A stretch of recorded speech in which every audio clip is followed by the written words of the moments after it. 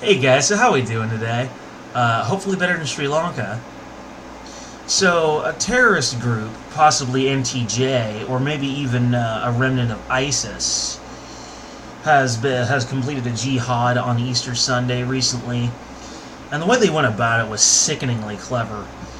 They basically disguised themselves. They made use of the gray man effect, where they dress themselves like church security, so that no one would particularly notice them, because they would fit in with the setting and the crowd. Police actually found a safe house where they apparently did something similar with attacks on Buddhist temples in Sri Lanka, where they dressed in the white robes typically associated with Buddhists. Do they also wear skin wigs? Because Buddhists are usually bald. So I'm just saying, you know. But, I don't know. Just something about the image of like a bald Muslim just strikes me as feeling a little weird. Anyway, needless to say, these jihadis, be they ISIS or NTJ, snuck in disguised as security, completed their bombings, and got the hell out of there.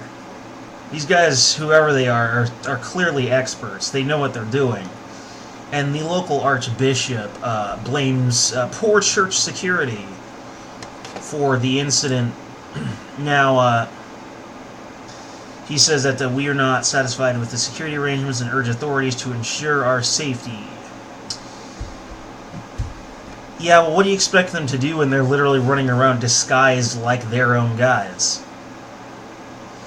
And the group apparently, according to this quote, they were small enough that they were not using normal communications, instead meeting each other.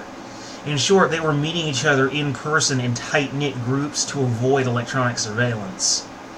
The way this attack was carried out was absolutely, completely, totally expert in every sense.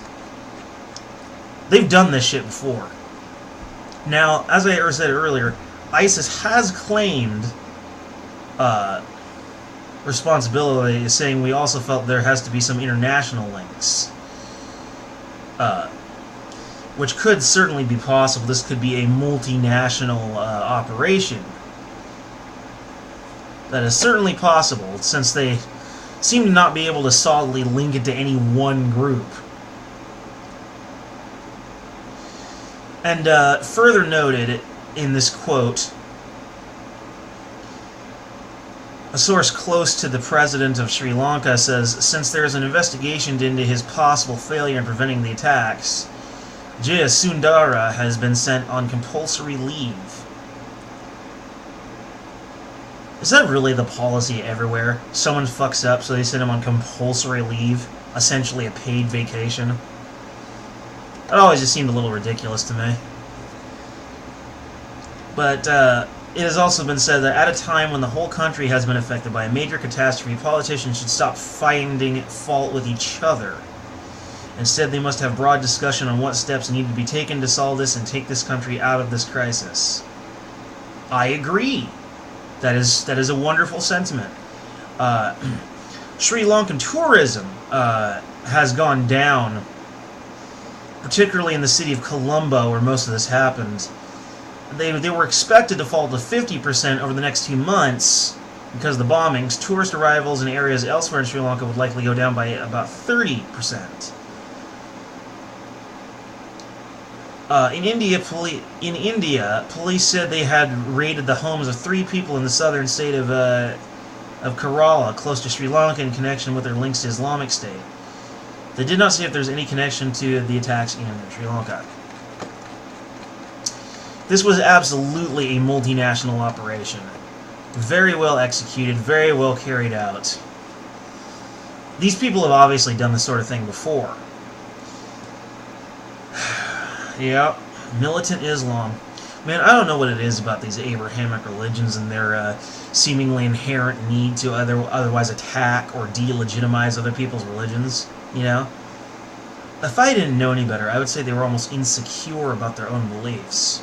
I mean, if it really was the absolute truth, then why would you need to persecute these other religions? That would be redundant if it were an absolute truth. Why are you so worried about it? Kind of makes you wonder, don't it?